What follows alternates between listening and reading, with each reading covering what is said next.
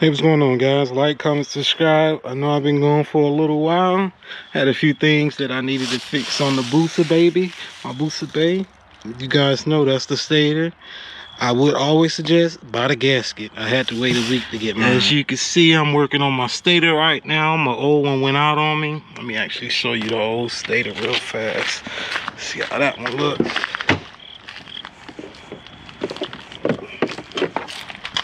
It's the old one. Went out on me. Putting the new one in.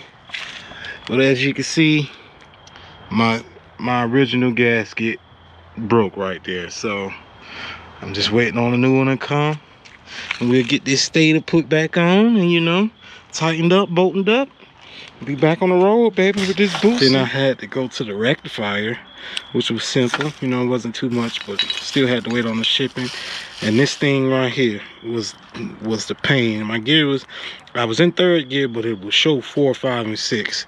This is my gear position sensor. So now we're back up and running. You know, stay tuned for more videos. Like, comment, subscribe.